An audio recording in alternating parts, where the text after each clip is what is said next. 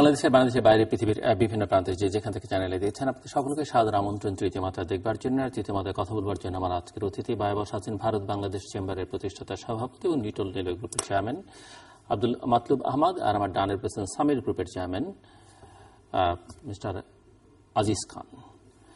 স্বাগত আপনাদের দুজনকে স্টুডিওতে।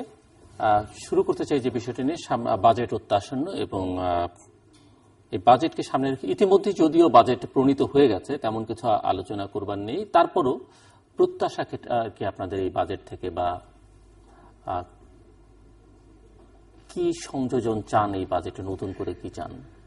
সবচেয়ে প্রথমে আমি ধন্যবাদ জানাই চ্যানেলকে, কারণ বাজেটটা আসলেই চ্যানেল তৃতীয় মাত্রা মাধ্যমে বা অন্যান্য সিস্টেমে তারা চেষ্টা করে দেশের জনগণকে বাজেট সম্পর্কে একটু ওয়াকিফাল করা, এবং আমাদের অনেক হেল্প হয়।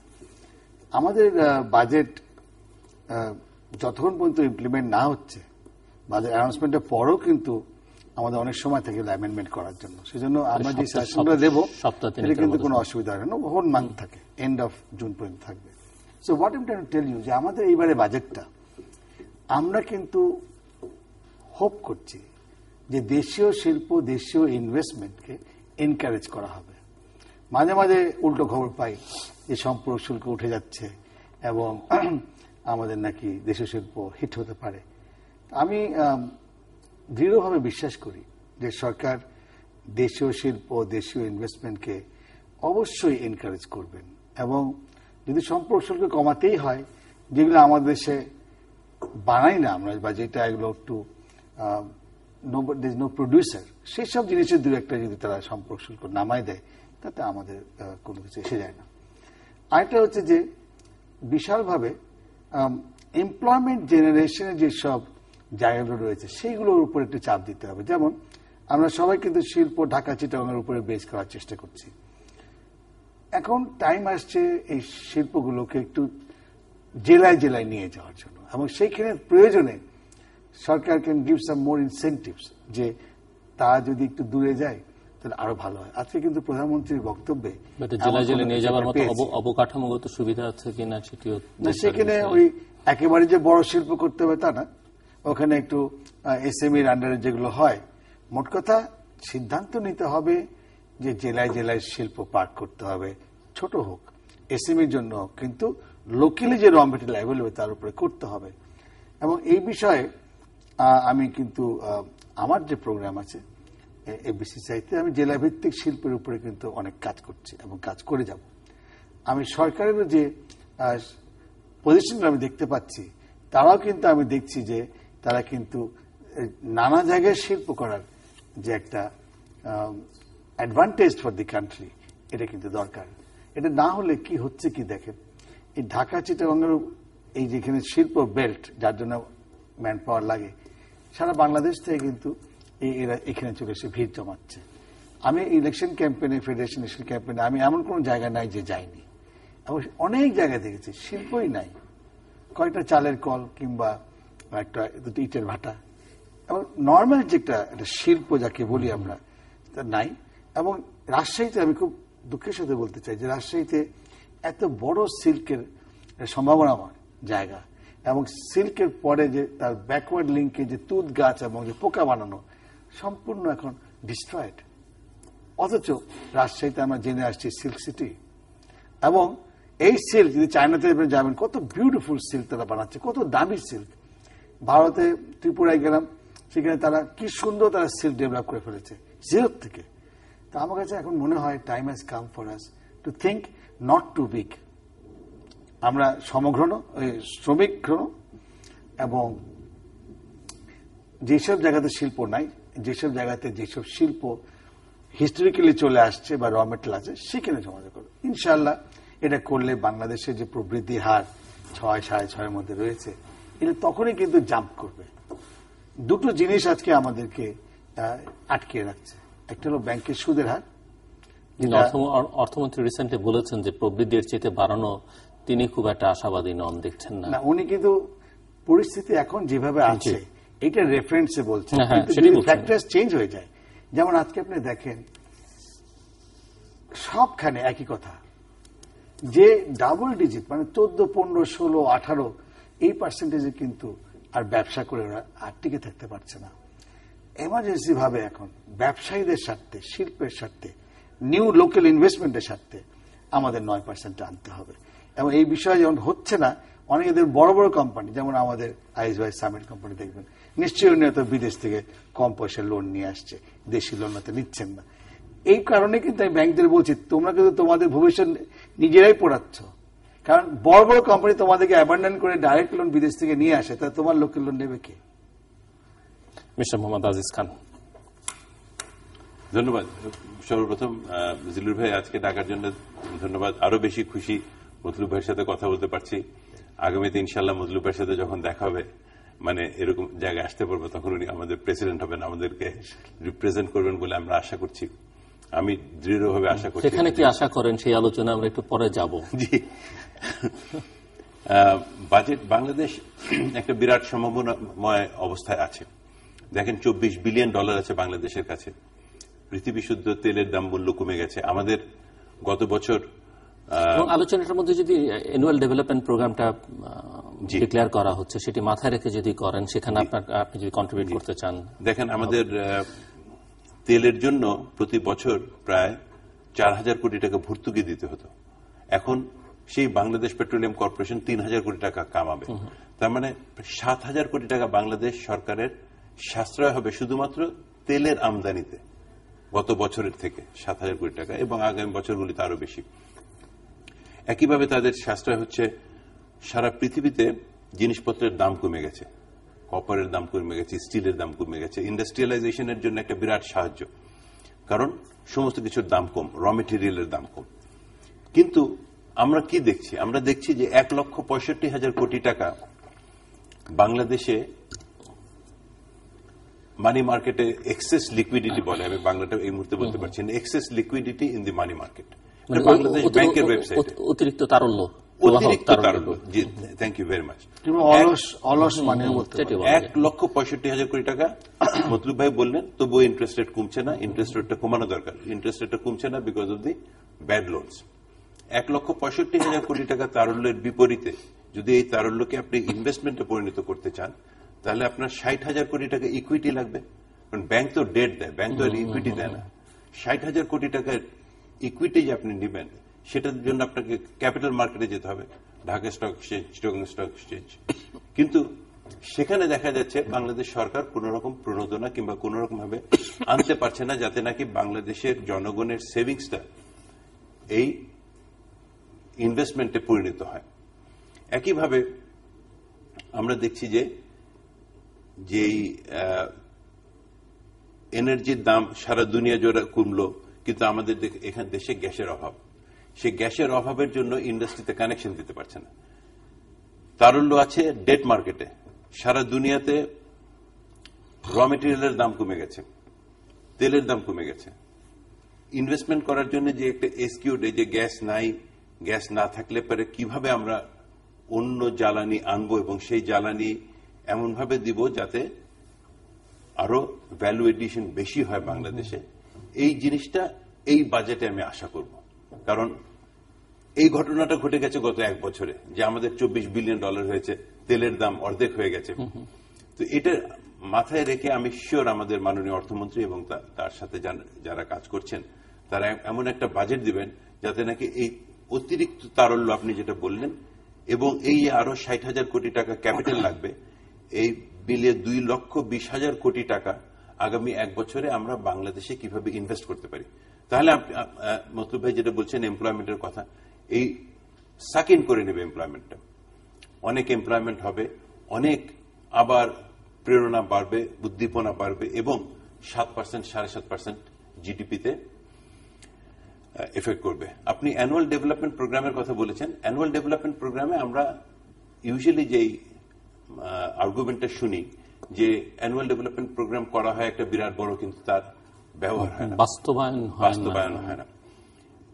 আমি বলতে চাই যে সেখানে একটা বড় কারণ বোধহয় ইনএফিশিয়েন্সিটাও একটা বড় কারণ। জি, ইনএফিশিয়েন্সিটা বড় কারণ, কিন্তু প্রতি বছরই তো এটা বাড়ছে, এবং প্রতি বছর এটা পার্সেন্টেজ হিসাবে যদি আপনি ধরেন যে 60% ব্যবহার হয়, গত বছর 100 এবং যেটুকু বাস্তবায়ন হয় সেটুকুর আবার সিংহভাগ বাস্তবায়িত হয় শেষ 2-3 মাসে এসে, মানে আগের পার্টে দেখা যায় যে তেমন কিছু বাস্তবায়িত হয়। ওইটা তো একটা কথা, শেষের দিকে বাস্তবায়ন হয় এবং সেটার জন্য অনেক সময় তড়িঘড়ি করে কোয়ালিটি বাস্তবায়ন হয় না, যে কোয়ালিটিতে বাস্তবায়িত হওয়ার কথা ছিল সেই কোয়ালিটিতে হয় না। কিন্তু আমি যেটা বলতে চাচ্ছিলাম যে প্রতি বছরই কিন্তু তবু ওটা বাড়ছে, কারণ এবছর 100-60% করতে পেরেছে, মানে 60 অ্যানুয়াল ডেভেলপমেন্ট প্রোগ্রাম 60 হয়েছে। এর পরের বছর যদি এডিবি 200 হয়, সেটা 60 ভাগ হলে কিন্তু 120 ব্যবহৃত হচ্ছে। সেজন্য আমি মনে করি যে অ্যানুয়াল ডেভেলপমেন্ট প্রোগ্রাম, বাজেট, এগুলো হৃদয় বড় করে বাংলাদেশের 16 কোটি লোকের জন্য চিন্তা ভাবনা করে, পৃথিবীতে এখন অর্থের কোনো অভাব নাই। আমেরিকার মতন দেশে ইন্টারেস্ট রেট 0.25%, জাপানে 0, সিঙ্গাপুরের মতন দেশে 1.0%, মানে 1% ইন্টারেস্ট রেট। সেই আমাদের দেশে ইন্টারেস্ট রেট কমছে, মানে মতলুব ভাই অনেক কমাতে চান, আমিও অনেক কমাতে চাই, কিন্তু তারপরেও এটা এখন 11-12% চলে এসছে। 16% থেকে 11% দিচ্ছে না খুব একটা, মানে জেনারেল পাচ্ছে না। আমরা যারা বিগ ভলিউম নেই, আমরা হয়তো স্পেশালাইজ বার্গেনিং করে নিতে পারি, কিন্তু যারা ছোটখাটো ব্যবসা করে ওরা 14-15-16 নিচে পাচ্ছে। আমি মনে করি যে এই বর্তমানে যে অতিরিক্ত তারল্য, সেটাকে যদি ব্যাংকগুলোকে ব্যবহার করতে হয়, এখন তো তারা বসে আছে কয়েকটা জায়গাতে, আমরা ব্যাংকগুলো ক্ষতিগ্রস্ত হচ্ছে কারণ এই তারল্যটা নিয়ে বসে আছে। অতএব তারা এটা 10% কিংবা আপনারা যেটা সবাই চাবেন, আপনি এফবিসিসি প্রেসিডেন্ট হলে আমরা যে আপনার দাঁড়ে দৌড়াবো, এটা 9 করেন, 8 করেন। আমি 9% তো আমি ওয়ার্কিং অন ইট, কারণ 9% আমি হিসাব করে দেখেছি যে অলরেডি কিন্তু আমাদের ডিপোজিট রেট আর আগের মতো 11-12% দেয় না, এখন তারা 7-8, 8.5 দিচ্ছে। এটা কিন্তু 6। আমরা we have already accepted mentally যে আমাদের যদি টাকা জমা রাখি তাহলে আমাদের সেটা 10-এর নিচে তারা এখন আমাদেরকে ইন্টারেস্ট রেট দিচ্ছে। এটা 6 যদি আমরা অ্যাকসেপ্ট করতে পারি, ব্যাংক যদি 3% স্প্রেড রাখে তারা 9 দিতে পারবে। আমি কয়েকটা ব্যাংকে কথা বলেছি, যেসব ব্যাংকে এনপিএল রেশিও কম, যারা উল্টাপাল্টা বেশি ইনভেস্টমেন্ট করে নাই, যারা খারাপ পার্টির বার্ডেন ভালো পার্টিকে দিতে হয় না, সেসব ব্যাংক কিন্তু এগিয়ে আসবে। এমন একটু স্পষ্ট করে আমি আপনাকে জানাতে চাই আজিজ ভাই, যে আজকে কিন্তু এই এত ইন্টারেস্ট দিয়ে কোনো ব্যবসা বাংলাদেশে নাই। It's very difficult. আপনি এমন কোন জায়গা নাই যে আমি যাইনি, প্রত্যেকের চোখে মুখে একটা হাহাকার। প্রথম কথা হচ্ছে ব্যাংকের ইন্টারেস্ট, ব্যাংকের ইন্টারেস্ট মানে মাঝে মাঝে আবার সে গন্ডগোল করে গেল, সেখানে কিছু কাজ করতে পারেনি, কিন্তু ব্যাংক তো সুদ ছাড়া নাই, এবং তাদের কড়াই গন্ডায় আদায় করছে, তাদের এমনকি ওই ক্লাসিফাইড করে দিচ্ছে, তারা নতুন লোন নিতে পারছে না, হিউজ সমস্যা। সেজন্য আমি মনে করি যে বাংলাদেশের ব্যবসায়ীরা সত্যিকার অর্থে, শিল্পপতিরাও, আমি অনেক ব্যাংকের মালিককেও জিজ্ঞেস করেছি, ভাই তুমি কি চাও? ভাই দেখো ভাই, আমি ব্যাংকের থেকে 10-20 কোটি টাকা বেশি পাই না, কিন্তু আমি ব্যাংকে সুদ দিচ্ছি 300 কোটি 400 কোটি। আমার যদি সুদের হার কমে যায়, আমি তো সবচেয়ে আগে বেনিফিট পাবো। It's far higher than what I get from the bank. আজকে মনে রাখতে হবে, যখনই সরকারকে আপনি বলবেন এটা, সরকার কিন্তু ইমিডিয়েটলি বলবে, আরে বাবা 80% টাকা তো তোমাদের কাছে, 80% of the banks are privately owned, তোমরা কেন এটা কমাচ্ছ না? এটা তোমাদের ব্যাপার। I totally agree with them. That is why আমি ব্যাংকের যারা আছে, ব্যাংকের মালিক যারা আছে, ওদের সাথে আমি স্পষ্টভাবে বসবো, তাদের স্প্রেড আমরা 3 তাদেরকে অ্যালাউ করবো। ব্যাংকে তো বাঁচা রাখতে হবে আমাদের, আমরা যারা টাকা জমা রাখবো, জমাটা আমরা 6 দিব। তাই বলে কিন্তু যারা পেনশন ফান্ড টান্ড আছে, তারা তাদের জায়গায় থাক, ওটা গরিবদের জন্য কিংবা রিটায়ার্ডদের জন্য, তাদেরকে আমরা হারাম করতে চাই না। Because in any case there maybe 1 or even less than 1% of the entire money in the market. তো তাদের জন্য সেই এক্সকিউজটা কিন্তু ব্যাংকরা নিতে পারবে না। সো আমি দেখেছি, not that I am against any banks or anybody, আমি স্পষ্ট বলতে চাই যে আজকে it is not feasible to do a business with 15-16% interest rate, and more so because আমাদের চারপাশে ব্যাংকের ইন্টারেস্ট কম। আজ একটু বললেন যে 0% তারা জাপানে ব্যবসা করতেছে, তো ওরা যদি তার 0% টাকা নিয়ে আমার ইনভেস্টমেন্ট করে, আর তারা যদি আমার এখানে সব বানায়, তা হাউ ডু আই কোপ উইথ হিম? ওদের ইমিডিয়েটলি অ্যাডভান্টেজ পজিশন চলে যাচ্ছে। এইটা সবাইকেই বুঝতে হবে। বাংলাদেশের বিদেশ থেকে যে লোন নিয়ে আসেন আপনারা, সর্বনিম্ন কততে পাওয়া যায়? আমরা রিসেন্টলি নিয়েছি 4.40 প্লাস লাইবর, মানে 4.65% 15 বছরের জন্য। লোনের কিন্তু quality of the loan also depends on কত দিনের জন্য, মানে 1 বছরের জন্য লোন নেওয়া, 5 বছরের জন্য লোন নেওয়া। আমরা 15 বছরের জন্য লোন নিয়েছি 4.65%। 5ই ধরলাম, তাহলে উনি 1 বছরে 7% গেইন করছেন। 7-15 উনি 7-5 105%, মানে ওনার যে ব্যবসা, ওনার পুরো টাকাটা ফ্রি পেয়ে যাচ্ছে। এটাই বলছি আপনাকে যে আমি মুখে ফুল চন্দন করবেন। These are clever শুনতে তো ভালো লাগছে, শুনতে তো ভালো লাগছে। These are clever business people। সে 15 বছরের জন্য নিয়ে নিয়েছে। সে ভালো করেই জানে যে 15 বছর পর্যন্ত আমাদের 5% আসা খুব দুষ্কর। তো যেটাই বলতে চাচ্ছি যে আজিজ ভাইয়ের মতো বিচক্ষণ আরো শিল্পপতিরা রয়েছেন, তারা যদি সবাই মিলে বিদেশ থেকে নিয়ে আসে, ব্যাংক টাকা দিয়ে করবে কি? এটা কিন্তু উনি খুব ভালো কথা বলেছেন। আমিও ব্যাংকারদেরকে বলেছি যে দুটো জিনিস করছে। একটা তো আমাদের বাংলাদেশে এখন $24 বিলিয়ন বলা হচ্ছে। এটি যে বাইরের থেকে আনতে কতজন পারছে? না, এটা উনি তো ধরেন নেতা হিসেবে ক্ষুদ্র মাঝারি সবার কথা বলছেন, মানে ক্ষুদ্র মাঝারি সবার আলোচনা করছেন, কিন্তু আসলে বাস্তবতা বাইরে থেকে কতজন পারছেন? না, এটা তো একটা বিরাট বড় কর্পোরেট গভর্নেন্স এর ব্যাপার আছে। বাংলাদেশের নতুন ইকোনমি অনেকেই যে ওই কর্পোরেট গভর্নেন্সে পৌঁছতে পেরেছে, তাদের যে অনেকেই নিচ্ছে, স্পেশালি যারা এক্সপোর্ট করে, যারা ডলার ইনকাম আছে, তারা বেশিরভাগই নিচ্ছে। এবং আমি শুনেছি, আমি খুব শিওর না, বাংলাদেশ ব্যাংকে জানতে পারবেন, 4-5 বিলিয়নও হয়তো হতে পারে, আই ডোন্ট নো। না, তার থেকে বেশিও হতে পারে। বাট ওই পয়েন্টের থেকে বেশি পয়েন্ট হলো মাতুব ভাই যেটা আগে বলেছেন যে আমরা কি বাংলাদেশের মানির তো একটা মার্কেট, এটা ইজ এ কমোডিটি। আমরা তো আগে একটা অন্যরকম বাঙালিদের ছিল, কিন্তু এখন যারা আমরা ব্যবসা করছি দেখছি এটাও একটা commodity. Money is a commodity, money market আছে। সেই মানি মার্কেটে খেলাধুলা হচ্ছে। সেখানে যদি বিদেশিরা লোন দিয়ে দেন এবং ভালো যারা তাদেরকে লোন দিতে পারেন, তাহলে বাংলাদেশের ব্যাংকগুলো খারাপ যারা লোন গ্রহীতা তাদের জন্য পড়ে রইল। 1 নম্বর, তারা ইন্টারেস্ট বেশি চাচ্ছে, কিন্তু quality of the loan is becoming poor. তার থেকে বড় কথা অন্যটাতে যেতে যাচ্ছিলাম আমি, যে $24 বিলিয়ন যে বাংলাদেশ সরকার বলছেন, এই যে বাংলাদেশ ব্যাংক তো এটা ট্রেজারি বিল দিয়ে ওনাদেরকে এটা কিনতে হয়। তো আমাদের দেশে ট্রেজারি বিলের দাম হলো 7.25%। 7.25% দিয়ে বাংলাদেশ গভর্নমেন্ট একটা মিনিমাম রাখতে হয়, কিন্তু তাটা অনেক বেড়ে $24 বিলিয়ন হয়ে গেছে। এখন এই $24 বিলিয়ন সে কি করেছে? আমেরিকার কোন ব্যাংকে রেখেছে, কিংবা ইংল্যান্ডের কোন ব্যাংকে রেখেছে, কিংবা জাপানের কোন ব্যাংকে রেখেছে, সেখানে তো কোনো ইন্টারেস্ট পাচ্ছে না। তো effectively Bangladesh bank is losing this differential, this delta, this differential between the treasury bill amount and the money that it is unfortunately receiving very minimalistic amount. এটা কিন্তু অনেক বড় টাকা।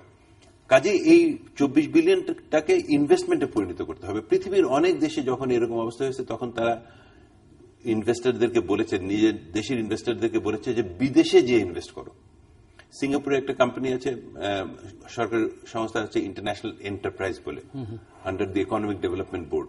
তাদের কাজ হলো কিভাবে সিঙ্গাপুরিয়ানদেরকে বিদেশে ইনভেস্ট করাতে পারে।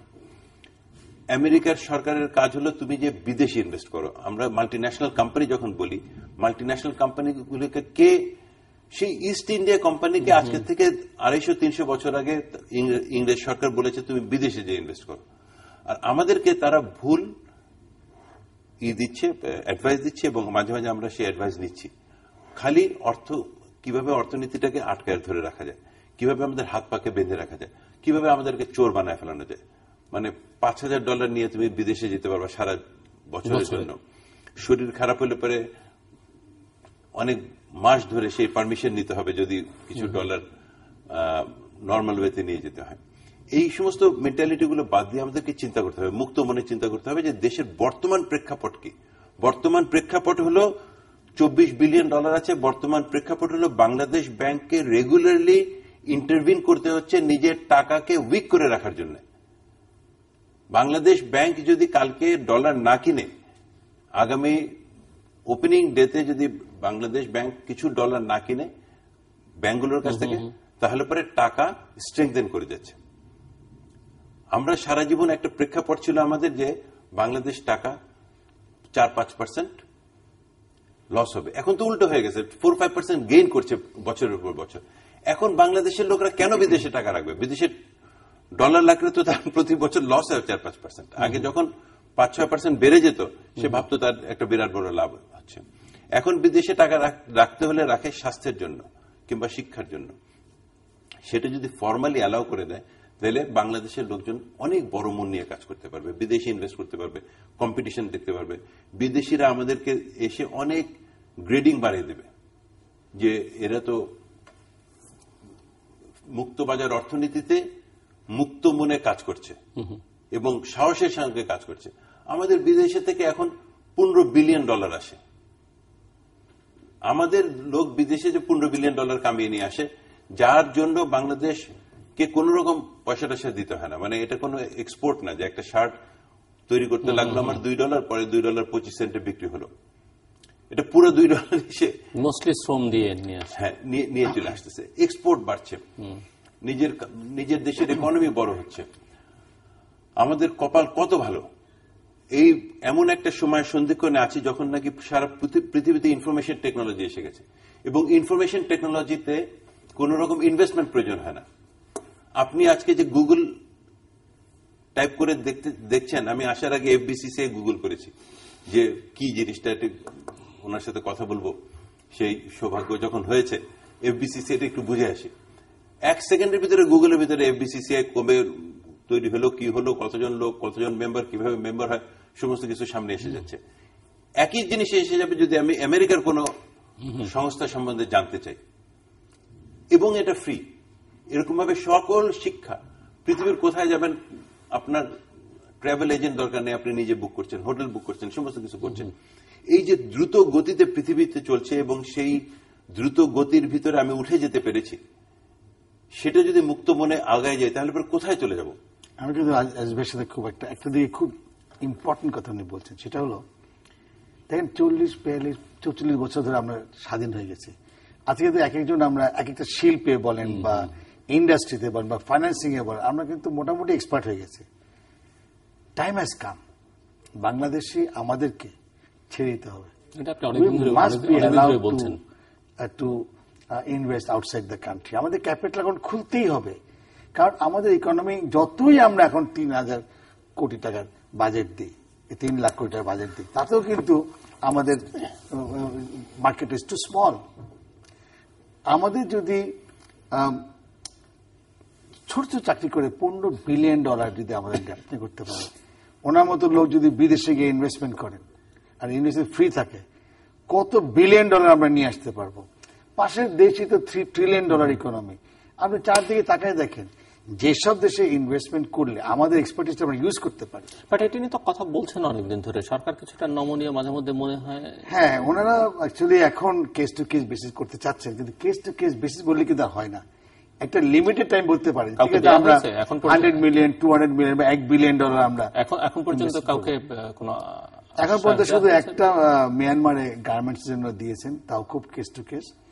আর বাকিগুলো এখনো স্টিকি, মানে ওনারা আমাদের এনকারেজ করছেন না। কিন্তু এটা তো বুঝতে পারছে না যে রাজ ভাই বললেন the world is moving so fast. কি মনে করছে দেশে সব টাকা চলে যাবে না?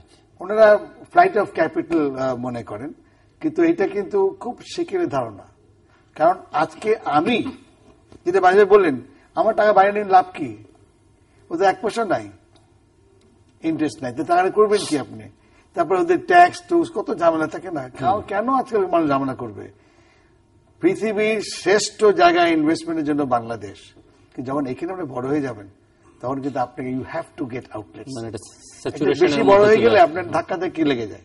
আমি তো পাওয়ার করি, উনি তো পাওয়ার করে, একটা সেক্টর যদি দেখবেন যে ওনার মার্কেটের মধ্যে আমি ঢুকে যাচ্ছি, আমারটা ঢুকে যাচ্ছে, আমাদের এক্সপেনশনের জায়গা নাই, কারণ মার্কেটটা ছোট। আমি একটা ছোট্ট কথা এখানে বলি, এই যে গার্মেন্ট ইন্ডাস্ট্রিতে এত হচ্ছে, আপনি বাংলাদেশের গার্মেন্ট ইন্ডাস্ট্রি বিদেশে যাবেন, ওয়ালমার্টে যাবেন, এই প্রিমার্ক অনেকগুলো দোকানে যাবেন, দোকানে গিয়ে দেখবেন নিজের বুকটা ফুলে উঠবে, ওয়ালমার্টের মালিক আমি কেন হতে পারবো না? আমার পণ্য বিক্রি করেও কামায়, আমি এখানে থেকে কিনি, সে আমার এখান থেকে কিনে $1.5, ওখানে $15 লেখা।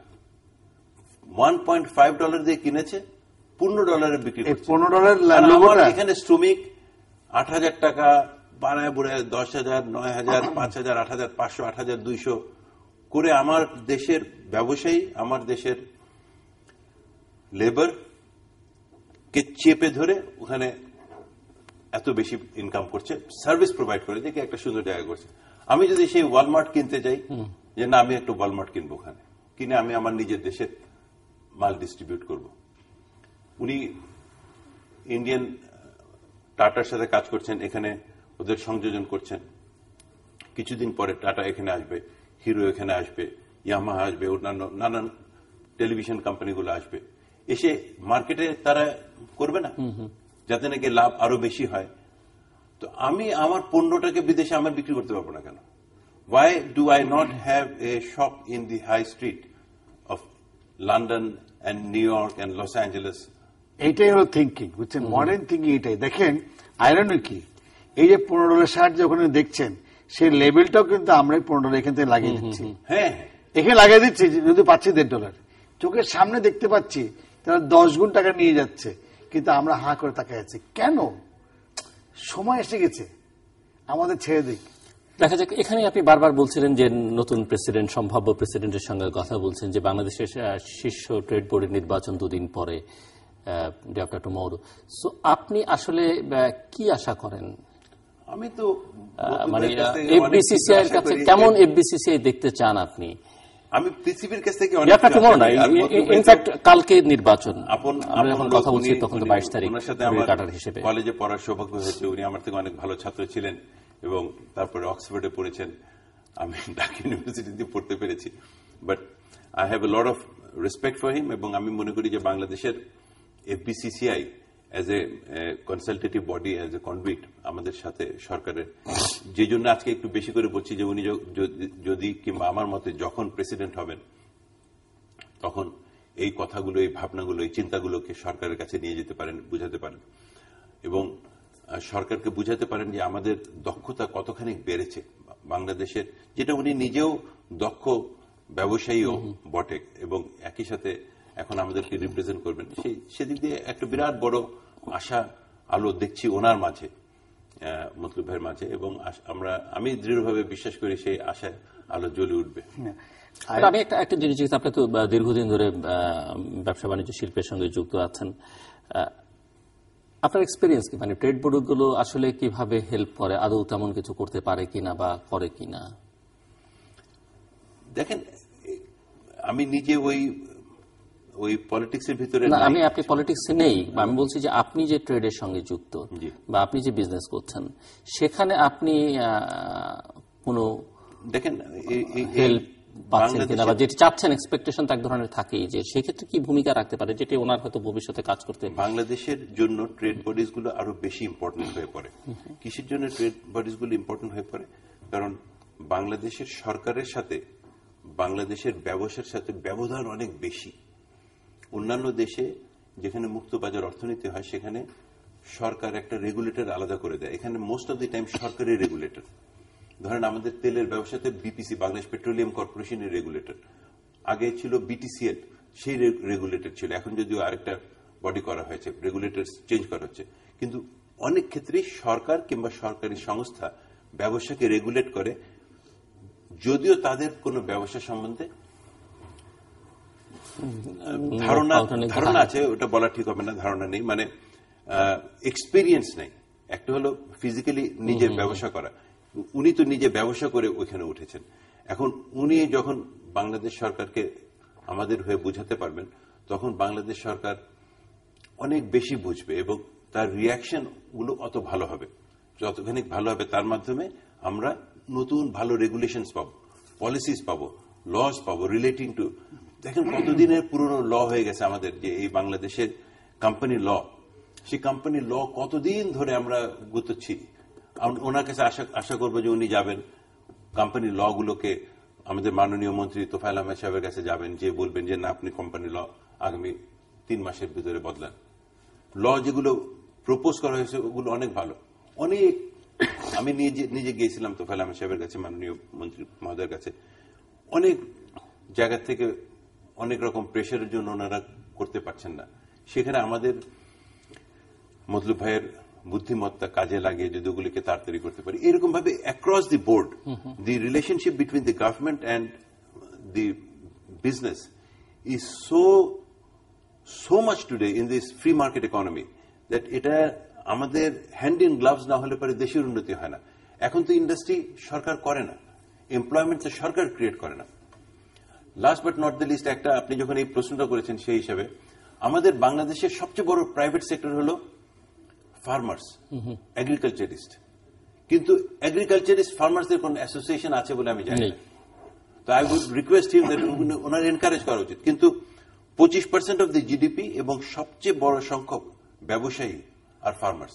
পৃথিবীর সব জায়গায় কটন যারা তৈরি করে তাদের একটা অ্যাসোসিয়েশন আছে, রাইস যারা তৈরি করে, উইট যারা তৈরি করে, আমেরিকাতে তারা কি সাবসিডি দেয়, বেশি দাম দেয়। আজকে যখন আমাদের এখানে ধানের দাম কম, কোন অ্যাসোসিয়েশন নাই ফার্মার্সের কিংবা ধান প্রডিউসার্স অ্যাসোসিয়েশন যারা এসে সরকারকে বলছে যে কেন আপনি ধান ইম্পোর্ট করছেন কিংবা কেন আপনি ধানের উপরে ট্যাক্স বাড়াবেন না, আরো বেশি বাড়ান। আমাদের এখানে ওটা করা হয় অ্যাজ ইফ একটা নিজে স্বপ্রণোদিত হয়ে সুও মোটো সরকার একটু ভালো নিজেকে দেখানোর জন্য ঠিক আছে একটা দয়া করে দিলাম, দামটা বাড়ায় দিলাম। আগের বছর 28 টাকা কেজি ছিল, এবছর 30 টাকা কেজি করে দিলাম, খুব করেছি। There should be a bargaining body, যে 30 টাকা কেন 33 টাকা করবেন না কেন? আপনি যদি আপনার লোকের বেতন বাড়াতে পারেন, আপনি যদি ওয়ার্কার্স এর বেতন বাড়াতে পারেন, আপনি যদি এটা করতে পারেন, আপনার যদি এত টাকা থাকে আমাকে কেন আপনি কম দিবেন? এই অ্যাসোসিয়েশনটা হওয়া প্রয়োজন। আশা করবো উনি হলে পরে। আমার কাছে মনে হয় আজিজ ভাই কিন্তু খুব ভালো ভালো পয়েন্টসগুলো আমাদের দিয়েছেন, তুলে ধরেছেন। স্পেশালি যে আমাদের যে এডিবল প্রোডাক্টস এর উপর অ্যাসোসিয়েশন আছে কি নাই, আমাদের অ্যাসোসিয়েশনগুলো আছে কিন্তু বিগ ইম্পর্টেন্ট যেগুলো ইকোনমিতে যেগুলো হিট করে সেগুলোকে সেইভাবে সাজানো গোছানো নাই। মনে করেন যে পেপার ইম্পোর্টার বা পেপারের উপর হয়তো 5-10টা সমিতি আছে, কিন্তু হয়তো দেখা যাবে অপ্রয়োজনীয় অনেক অ্যাসোসিয়েশন বোধহয় আছে মনে হয়। তো সেগুলো নিয়ে একটু আমাদের এখন সবচেয়ে বড় সমস্যা হচ্ছে যে অ্যাসোসিয়েশন যারা চায় করতে তারাই তো পায় সরকারি পারমিশন নিয়ে এসে। এগুলো একটু চিন্তা করতে হবে, যেভাবে উনি একটু বললেন যে ফার্মারদের উদ্বুদ্ধ করা কিংবা লাইন ওয়াইজ প্রোডাক্ট ওয়াইজ উদ্বুদ্ধ করা, এটা আমাকে গিয়ে দেখতে হবে। মেইনলি যেটা আমি ওনার কথার মধ্যে সবচেয়ে ইম্পর্টেন্ট যেটা পাই, যেটা গভর্নমেন্ট এবং ব্যবসার মধ্যে যে গ্যাপ ঠিক না, এটা বলা যায় যে একজন আরেকজনকে সারাক্ষণ পুশ করছে। গভর্নমেন্ট পুশ করছে ব্যবসায় তুমি দাম নামাও, এটা করো সেটা করো, আমরা সরকার বুঝতে হবে সাবসিডি দাও, ট্যাক্স কমাও, এই করো। এটা সবসময় একটা বার্গেনিং হয়। সরকার কিন্তু তখনই ফেডারেশনকে বা এই বিসিসিআইকে দাম দিবে যখন আমরা এইসব যে প্রপোজিশন দেব তার পিছনে কিছু রিসার্চ এন্ড ডেভেলপ করে আমাদের মানে যে যুক্তিগুলো ঠিক মতো দিতে হবে। আজকে এই বিসিসিআই আমি দেখেছি যে they have done lot of goods. আজকে যে উনি পাওয়ারে আছেন, এই প্রাইভেট সেক্টর পাওয়ার করার জন্য এই বিসিসিআই ছিল। এবং আমার মনে আছে স্পষ্ট পিপিপি প্রাইভেট পাওয়ার জন্য 96-এ আমরা চিঠি দিয়েছিলাম মাননীয় নেত্রী আমাদের প্রাইম মিনিস্টারকে, হাসিনাকে চিঠি দিয়েছিলাম আমাদের প্রাইম মিনিস্টারকে, এবং তিনি কিন্তু এই প্রথম তখন এই ছোট পাওয়ার করার জন্য পারমিশন দিয়েছিলেন। আমাদের গভর্নমেন্ট স্পেশালি মাননীয় প্রধানমন্ত্রী, শি ইজ ভেরি ভিশনারি। ভালো যদি আপনি যুক্তি দিয়ে বলতে পারেন, ডেফিনেটলি উনি ফেস করেছেন সরকারকে, he has got positive results. এখন সমস্যা হচ্ছে যে আমরা এটাকে গ্যাপটাকে কি করে মিনিমাইজ করা যায়। আমি আমার ক্যাম্পেইনে আমি দেখেছি দ্যাট ব্যবসায়ীরা স্পেশালি চেম্বার অফ কমার্স এবং অ্যাসোসিয়েশন লাইনগুলো, they need a quality leader who has got the knowledge of the business itself. এবং যে বিজনেসটা, যেমন আমার পার্সোনাল ক্ষেত্রে আমি তো একদম স্মল বিজনেস থেকে আজকে এই পজিশনে আসছি। So I have reason through all the steps. হয়তো আজিজ ভাই হয়তো সবসময় বড় লোক, না, আমি জানেন আপনার মনে চিনেন। বাট দ্য থিং ইজ, আপনি যখন ছোট থেকে বড় হয়ে যাবেন, যে বাধাগুলো আপনি পার হয়ে আসবেন, you are crossing all those steps. Then in your mind when somebody tells you আমার সমস্যাটা হচ্ছে, it's very clear. আর আমরা তো মাল্টি বিজনেস করেছি, তো যার জন্য আমার কাছে মনে হয় যে আল্লাহ যদি আমাকে ওখানে নেয়, আমি তো 2 বছর আমার জীবনের বলছি ওখানে দান দেবো আর কি। আমি আমার ব্যবসা আমি ওখানে এই 2 বছর করছি না, কারণ আমার ছেলেরা চলে আসছে, আমি একটু গ্যাপ নিচ্ছি। এই কারণটা হচ্ছে এরকমই যে 40-42 বছর তো নিজের কাজ করলাম, নিজেরা আয় করেছি, নিজেরা খরচা করেছি, নিজেরা বড় হয়েছি। এই এক্সপিরিয়েন্সটা এখন আমার দেবার টাইম হয়ে গেছে। সো আমি 2 বছর আমি সবাইকে বলেছি, if you give me the votes, if you allow my panel to come, I will spare 2 years for you, নিঃস্বার্থভাবে। এবং এই যে প্রশ্নগুলো উনি দিয়েছেন, উনি কিন্তু ভালো ভালো, এই যে ওনাদের মতো আইডিয়া নিতে হবে। জিজ্ঞেস করেন কয়বার যায় ফেডারেশনে, দাওয়াত দিল যায় না কেন? এইসব মাইন্ড তারা ওখানে মনে করে যে আমাকে শুনবে কে। আমার কাজ হবে এইসব মাইন্ডকে প্ল্যাটফর্ম দেওয়া। উনি যে শিল্পে আছেন সেই শিল্পে ওনাকে সরকারের সাথে নেগোসিয়েটিং করার জন্য রাইট দেওয়া। 93টা গভর্নমেন্ট বোর্ডে আমার এফবিসিসিআই রিপ্রেজেন্টেশন আছে। ওখানে যদি পাওয়ারে আমি ওনাকে পাঠাই, উনি থাবা মেরে নিয়ে আসবে যে প্রাইভেট সেক্টর আমাদের কি দরকার, উনি সেটা রেজ করতে পারবেন। আজকে উনি প্রাইভেটলি রেজ করেন, because he is big, he can negotiate directly, but if he has a platform behind him, his arguments would be listened with much more intent. সেই জন্য আমি মনে করি that FBCCI is a very big platform, যেটা আমরা ব্যবহার করি না ঠিক মতো। 70 FBCCI আছে, আমরা কিন্তু FBCCI মাধ্যমে প্রাইভেট ব্যাংক পেয়েছি, না আমরা পেয়েছি, প্রাইভেট ব্যাংক পেয়েছি, পাওয়ার পেয়েছি, প্রাইভেট ইন্স্যুরেন্স পেয়েছি, ওকে, লুক অ্যারাউন্ড, বহু কিছু পেয়েছি। কিন্তু ভালো একটা গবেষণা সেলও তো এফবিসিসি এর সেই অর্থে নেই। আমি বলতে হবে আপনাকে why it is now important, যেটা কিছুটা আজিজ ভাই কথা আসছে। The whole world is moving very fast through digital system, through internet system. এখন কিন্তু বিগত 20 বছরে যা করা হয়েছে, we can achieve it in 2 years, provided we have the right people around us. 93টা সরকারি যেখানে বডিতে আমাদের আছে, সেখানে যদি আমি কোয়ালিটি লোক দিতে পারি, আমার 64টা সাব কমিটি আছে, স্ট্যান্ডিং কমিটি, সেখানে যদি কোয়ালিটি লোক দিতে পারি, যে যে ব্যবসা করেন তারা যদি সেটা চেয়ারম্যান হন, তারা যদি তখন একটা সময় দেন, and আমরা we honor their ideas and then we prepare the papers and then fight to the government, অবশ্যই ওনারা সময় দিবেন, আমরা উপকৃত হব। আজকে আমাদের এখানে বলে ব্রেন ড্রেইন হয়। এখন কোয়ালিটির লোক যদি না আসে, আপনার কাজ আসবে না। সাকসেসফুল লোক, ওনাদের মতো লোক লাগবে, এবং এরকম কিন্তু লোক আরো আছে। সো আমি যেটা বলতে চাই যে এফবিসিসিআই গেলে আমি একলা দৌড়াবো আর সবাই পিছনে টান দিয়ে রাখবে, কাজ হবে না। Everybody has to work together. He has to commit. If he wants me to do something there, he has to commit some time to me. আমি বলছি না আমার মতো সব ব্যবসা ছেড়ে চলে আসো, তা না, বাট যখন লাগবে, যখন ওনার সাবজেক্টটা আসবে, যেন আজকে নেপালে ইনভেস্টমেন্ট হবে in power sector, he is working, but বেচারা একলা, প্ল্যাটফর্ম নেই। ভুটানে he also look into that one, কিন্তু হয়তো একলা করতে হবে। আমি ওনাকে বলতে চাচ্ছি, এখন সারা দুনিয়াতে আপনাদের মতো লোক 2-4 জন 5 জন বড় বড় চিবলস তৈরি করতে হবে, যেটা কোরিয়াতে হয়েছিল, স্যাংয়ন ফ্যাংয়ন, এরা সব কিন্তু 4-10টা, বেশি বড় বড় লাগে না আপনার। কিন্তু বাংলাদেশে আমরা 100টা বিগ ইন্ডাস্ট্রিজ ক্রিয়েট করতে পারি, তারা ইকোনমিতে অনেক কন্ট্রিবিউশন করতে পারবে, এবং তাদের মাধ্যমে লক্ষ লক্ষ লোক এমপ্লয়মেন্ট হবে। সিম্পল এক্সাম্পল দিই, মোদী সরকার আসবেন এখানে, আমরা চিন্তা করছিলাম মনে হয় কোন ফ্যাক্টরি দেখানো যায়। আমি অবাক হয়ে গেছি, আমাদের এখানে গার্মেন্টসে প্ল্যাটিনাম গ্রেডের গার্মেন্টস আছে, পৃথিবীতে মাত্র 2টা বা 1টা এরকম আছে। Highest class in everything, environment থেকে শুরু করে সবকিছু।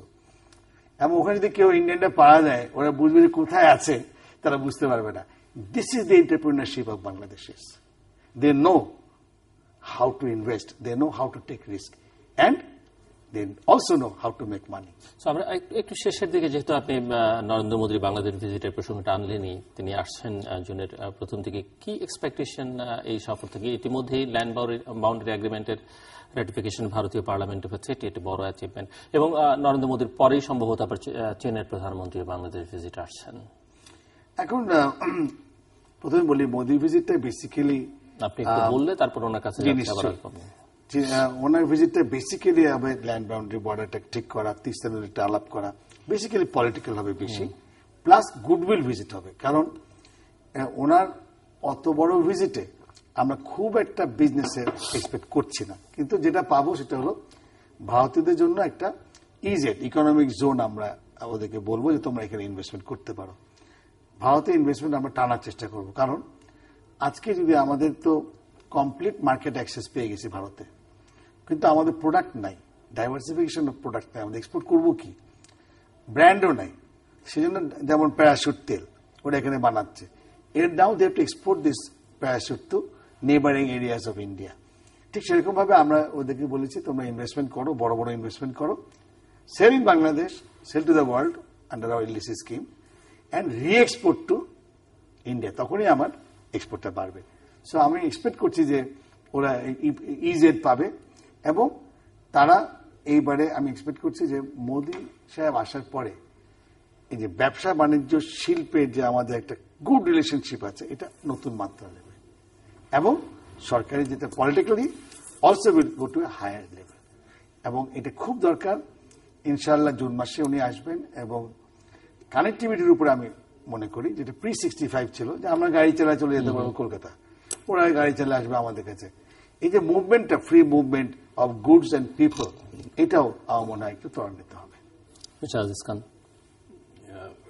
উনি বাংলাদেশ ইন্ডিয়া চেম্বার অফ কমার্সের প্রেসিডেন্ট, আমার থেকে অনেক ভালো জানেন। আমার মনে হয় বাংলাদেশ তো ইন্ডিয়ার সাথে geographically it is the same location. আমরা দি ডেল্টা অফ দি হিমালয়াস এসে বাড়ি খেয়ে হয়েছি, একসাথে লেগে আছি। সেখানে সবচেয়ে বেশি অভাব যেটা ছিল সেটা হলো বিশ্বাসের, trust. There was a trust deficit between the two countries and continues to remain so. সেই ট্রাস্ট ডেফিসিটটা যদি কমে, এবং মোদী সরকার ওনার প্রথম ইভেন বিজেপি থেকে আসার পরে উনি যে সমস্ত অ্যাকশনগুলো নিয়েছেন, তার দ্বারা উনি নিজেকে একজন ভালো স্টেটসম্যান হিসেবে এবং ডিপ্লোম্যাট হিসেবে বিশ্বে স্থাপন করেছেন, নিজেকে একটা স্থাপন করতে পেরেছেন। বাংলাদেশের সাথে যেই 1974 এর চুক্তি, উনি এসে ওটাকে র্যাটিফাই করিয়েছেন ওনার পার্লামেন্টের দ্বারা। কোন কংগ্রেস গভর্নমেন্ট করতে পারেনি, কিন্তু উনি করেছেন, যদিও তখন ওটা কংগ্রেস গভর্নমেন্ট করেছিল, এবং উনি উদ্যোগ কি মানে অলমোস্ট টুটি ধরে করেছেন না, যেটা করতেই হবে, নিজে দাঁড়িয়ে থেকে। তখন ওনারা বিরোধিতা করেছিলেন, এবং সেখান থেকে এসে করেছিলেন, মানে দায়িত্ব পেলে যে দায়িত্বের গুরুত্বটা বুঝতে পারে, অনুধাবন করতে পারে, সেটি সক্ষম হয়েছেন।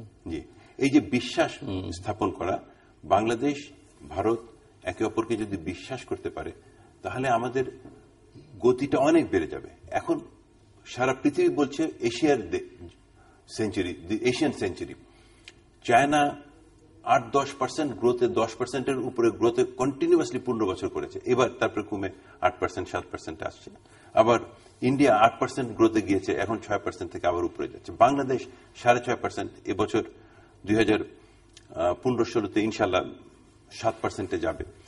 এই যে আমরা যে গ্রোয়িং ইকোনমিগুলি, এরা যদি একে অপরকে কিছুটা বিশ্বাস করতে পারে যে না, আমি গেলে পরে আমাকে সে ধ্বংস করে দিবে না, কিংবা এটা করবে না ওটা করবে না, তাহলে পরে দি অপরচুনিটি অফ পৃথিবীর 3.5 বিলিয়ন পিপল নাও কত বোধহয় আছে এশিয়াতে, মানে পৃথিবীর অর্ধেক জনগোষ্ঠী এই পৃথিবীতে, তার ভিতরে এই চায়না, এই ইন্ডিয়া, যেটা আমাদের 100 মাইলের ভিতরে, কিন্তু অন্য সাইডে ইন্ডিয়ান যে north eastern states of India, আমাদের আসাম, মেঘালয়, ত্রিপুরা, অরুণাচল, মণিপুর, এই সমস্ত দেশগুলো কমপ্লিটলি ল্যান্ডলক বাই আস। তারা আমাদের কাছ থেকে কি চায়? তারা আমাদের কাছে অ্যাক্সেস টু দি সি চায় আসলে।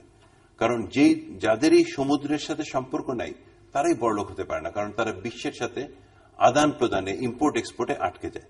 কাজে এই 7টে স্টেট অ্যাক্সেস চায় টু দি সি। আমরা এটা দিব না কেন? নিশ্চয়ই দিব, কিন্তু তার বিপরীতে আমরাও পাবো। আমরা কি আশা করতে পারি যে ঠিক আছে, আমাদের অ্যাক্সেস টু চায়না দাও, তাহলে তোমাদের উপর দিয়ে যাতে চায়না যেতে পারি। আমার তাহলে সাংহাই থেকে ঘুরে চায়নার মাল এখানে আসতে হবে না, আমার চায়নার মালও ট্রাকে করে ঢাকায় পৌঁছে যাবে।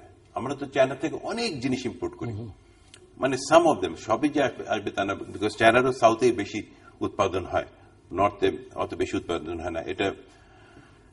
কিন্তু এই যে একটা সক্ষমতা বাড়বে পুরা ইন্ডিয়ান সাবকন্টিনেন্টের, সেই সক্ষমতার সাথে আমরাও বেড়ে যাব। আমি আশা করছি যে মোদির আসার মাধ্যমে, মোদির অ্যাকশনের মাধ্যমে, এবং আমাদের মাননীয় প্রধানমন্ত্রী, যিনিও দারুণ বিজ্ঞ পলিটিশিয়ান হিসেবে দেখিয়েছেন নিজেকে, এবং ইন্টারন্যাশনাল স্টেটসম্যান হিসেবে দেখিয়েছেন। ওনার যে অবস্থান থেকে উনি যেভাবে বিশ্ব ব্যাংকের সাথে, আমেরিকার সাথে, রাশিয়ার সাথে কাজ করতে পেরেছেন, এবং ভারতের সাথে কাজ করতে পেরেছেন, চায়নার সাথে কাজ করতে পেরেছেন, মাই স্যালুটেশনস টু হার। এবং এই যে এখন যে হাত ধরে যদি আমরা একসাথে উঠতে পারি, তাহলে দ্রুততার সাথে আমাদের জিডিপি গ্রোথ হবে, এমপ্লয়মেন্ট বাড়বে, এবং আমরা সেই সোনার বাংলাতে পৌঁছতে পারবো। মিস্টার মাতলুব আহমদ, শেষের দিকে আমরা শেষ। আমি মনে করি যে বাংলাদেশিরা বীর জাতি, ব্যবসায়ীরা আরো বড় বীর। যতই ঝুট ঝামেলা হোক না কেন, যতই পলিটিক্যাল ঝামেলা থাক না কেন, সবকিছু মোকাবেলা করে কিন্তু আমরা এগিয়ে যাই। আপনি খেয়াল করে দেখবেন গত 2 বছরের ঝামেলাও কিন্তু কম ছিল না, কিন্তু ব্যবসায়ীরা কিন্তু আলটিমেটলি সাকসেসফুল, এক্সপোর্ট কিন্তু আলটিমেটলি কিছু হলো বেড়েছে। এটা বলতে চাই যে এখন আমাদের স্ট্যাবিলিটি দরকার, আমাদের ব্যাংক রেটের ইন্টারেস্ট কম দরকার, আমাদের কস্ট অফ ডুইং বিজনেস কমাতে দরকার, এবং আমাদেরকে নতুন চিন্তাধারা আনতে হবে যে Bangladesh now needs to have very large investments domestically, আর দেশীয় বাজার যেটা ওটা অনেক বড়। আমার মনে হয় সরকার এই বিষয়ে ওয়াকিফাল, এবং আমি ইনশাআল্লাহ খুব আশাবাদী যে Bangladesh will do very well in the coming few years. দর্শক, আমার অনুষ্ঠানের শেষ প্রান্তে তৃতীয় মাত্রা সম্পর্কে আপনারা লিখতে পারেন ডাক, ইমেল, SMS এর মাধ্যমে, ইন্টারনেট, আমাদের অফিসিয়াল ওয়েবসাইট অথবা সোশ্যাল মিডিয়াতে যেসব পেজ রয়েছে সেসব পেজে আপনারা আপনাদের মতামত রাখতে পারেন। আর আপনাদের মতামত আমাদের অনুষ্ঠান তৃতীয় মাত্রা আপনি দেখতে পাবেন প্রতি বৃহস্পতিবার এবং শুক্রবার বাংলাদেশ মালা দূরে, বুধবার দুপুর 11:30 এবং শুক্রবার দুপুর 1:05 মিনিটে দেখবেন আমন্ত্রণ। মিস্টার মোহাম্মদ আজিজ খান এবং মিস্টার আব্দুল মাতলুব আহমদ, অসংখ্য ধন্যবাদ আপনাদের দুজনকে।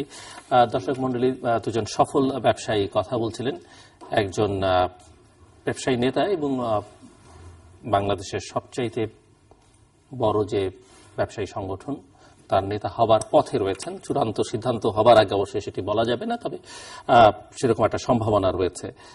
নানা বিষয় নিয়ে ওনারা কথা বলেছেন। সামনে বাজেট উত্থাপিত হবে, জাতীয় সংসদে প্রস্তাবনা হবে এবং জুনের শেষ নাগাদ সেটি পাস হবে। ওনারা এমন একটি বাজেট চান যেখানে কর্মসংস্থান হবার প্রচুর সুযোগ তৈরি হবে, এরকম একটি বাজেট চান ওনারা। বাংলাদেশের ব্যবসায়ীদের যে আটকে রাখা যায় না শত প্রতিকূলতার মধ্যে, সেটির প্রমাণ বাংলাদেশের ব্যবসায়ীরা দিয়েছে, বহু সময় দিয়েছে এবং সাম্প্রতিক কালেও দিয়েছে। ওনারা মনে করেন বাংলাদেশের ব্যবসায়ীদের কেবলমাত্র বাংলাদেশের মধ্যেই নয় সীমাবদ্ধ রাখতে হবে না, তাদের জন্য পৃথিবীটা উন্মুক্ত করে দেবার একটা নীতিগত সিদ্ধান্ত সরকারের দিক থেকে নেওয়া উচিত। এফবিসিসিআই নির্বাচন আগামীকাল, এবং আমরা আশা করব যে নতুন এফবিসিসিআই এটি ডায়নামিক এফবিসিসিআই হবে। বাংলাদেশের অর্থনীতি, ব্যবসায়ীদের স্বার্থ দেখবার ক্ষেত্রে অত্যন্ত গুরুত্বপূর্ণ, সক্রিয়, অগ্রণী ভূমিকা রাখবে এবং সেখানে মেধাবী নেতৃত্ব আসুক, এটি সকলেরই প্রত্যাশা। ভারতীয় প্রধানমন্ত্রীর বাংলাদেশ সফর নিয়ে কথা হয়েছে। ভারত বাংলাদেশ সম্পর্কটা অম্লমধুর গত 43 বছর ধরেই। ঐতিহাসিকভাবে বাংলাদেশের জন্মের সঙ্গে ভারতের ইতিবাচক ভূমিকা রয়েছে। তারপর থেকে প্রতিবেশীর ক্ষেত্রে যেটি হয় টানাপোড়েন একটা থাকেই, তবে সাম্প্রতিককালে এই অবিশ্বাসটা কাটতে শুরু করেছে এবং সেটি দুদেশের জন্যই নানা দিক থেকে কল্যাণকর, এবং সেখানেও দুজন অর্থনীতির ক্ষেত্রে যথেষ্ট ইতিবাচক অনেক কিছু তৈরি করবার সুযোগ আছে বলে মনে করেন। এই সফর থেকেও হয়তো সেটি না হবে, কারণ রাজনৈতিক অনেক ইস্যু আছে, তারপরে মনে করেন এই সফরের মধ্যে দিয়ে নতুন একটা যাত্রা শুরু হবে হয়তো সেক্ষেত্রে। দর্শক, আমাদের সঙ্গে থাকবার জন্য অসংখ্য ধন্যবাদ, আপনাদের সবার জন্য শুভকামনা।